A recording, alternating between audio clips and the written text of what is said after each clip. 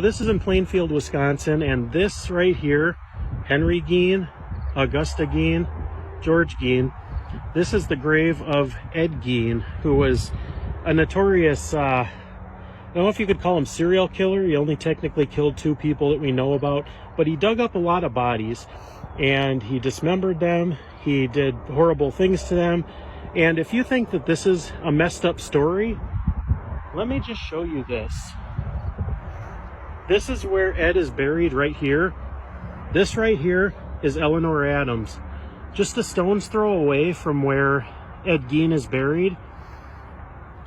And Ed Gein, when he was alive, actually dug Eleanor Adams up on the day, or pretty close to the day of her own funeral.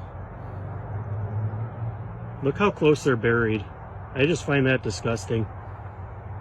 In the small town of Plainfield, Wisconsin, the name Ed Gein became synonymous with horror. Born in 1906, Gein's life took a dark turn after the death of his overbearing mother in 1945. Left alone on their secluded farm, he began a gruesome journey that would shock the world. Gein started by exhuming corpses from local cemeteries, fashioning macabre trophies and keepsakes from their skin and bones. His morbid fascination with death escalated, leading to the brutal murders of Mary Hogan in 1954 and Bernice Worden in 1957. When police investigated Gein's home, they uncovered a house of horrors. Human skulls used as bowls, a lampshade made from human skin, and a suit crafted from a woman's torso. These discoveries revealed Gein's twisted obsession with creating a woman's suit to become his deceased mother. The grotesque findings inspired numerous horror films, including Psycho, The Texas Chainsaw Massacre, and The Silence of the Lambs. Ed Gein was declared insane and spent the rest of his life in a mental institution, dying in 1984.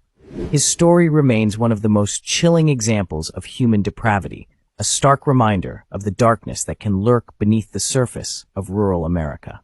In the sleepy, isolated town of Plainfield, Wisconsin, Ed Gein was the quiet man who kept to himself. Most neighbors saw him as the oddball handyman, someone to pity more than fear.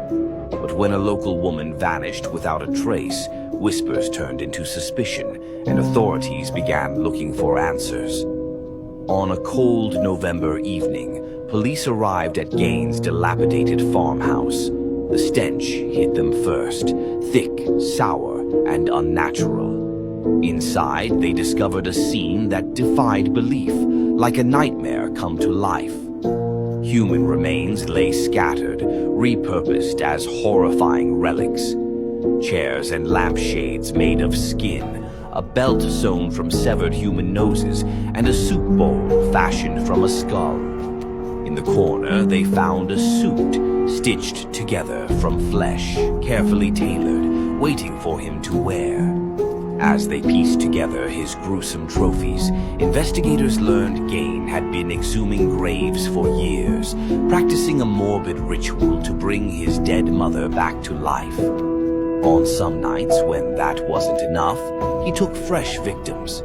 Ed Gein's twisted crimes would inspire some of horror's darkest icons, but no one could fully capture the horror of what lay behind his quiet, unassuming smile.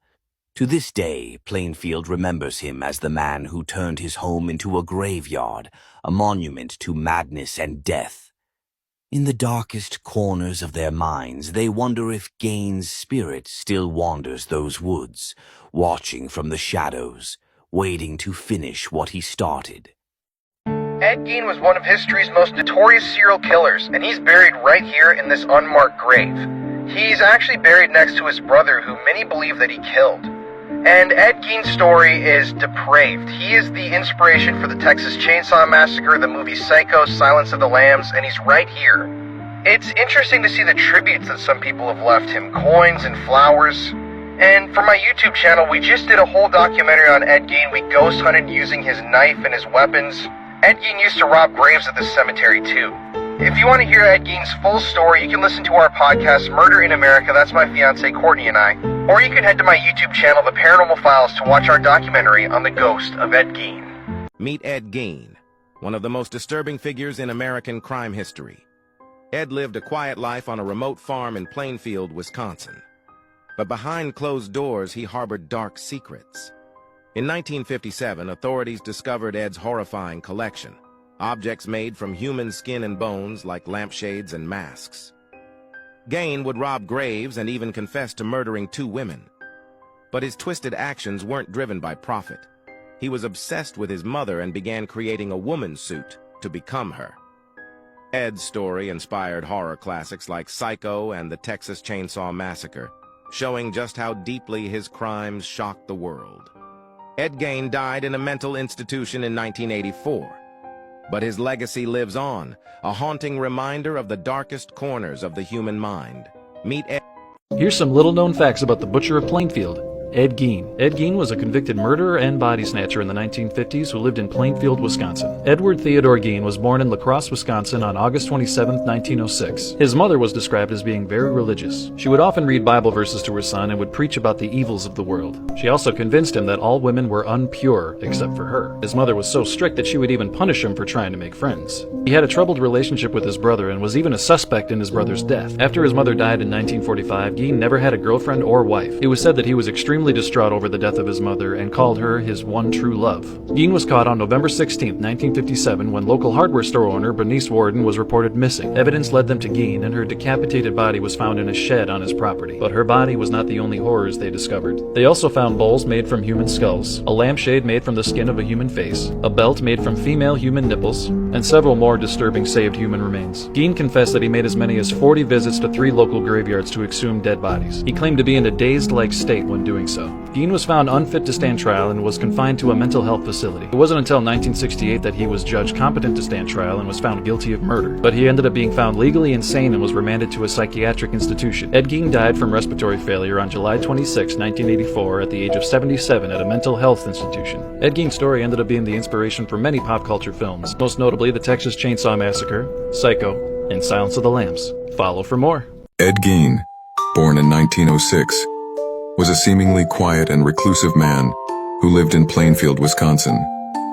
His story, however, became one of the most infamous in American criminal history due to the horrific nature of his crimes. Gein's actions shocked the world and inspired numerous horror films, including Psycho and the Texas Chainsaw Massacre. Raised by a domineering mother who taught him that women were evil, Gein's childhood was deeply isolated. After his mother's death in 1945, he became unmoored, and his obsession with death and the human body took a dark turn. He began robbing graves, digging up recently buried bodies from local cemeteries to fashion grotesque items from human remains. Gein made furniture, clothing, and keepsakes from skin and bones, transforming his home into a macabre museum of horrors.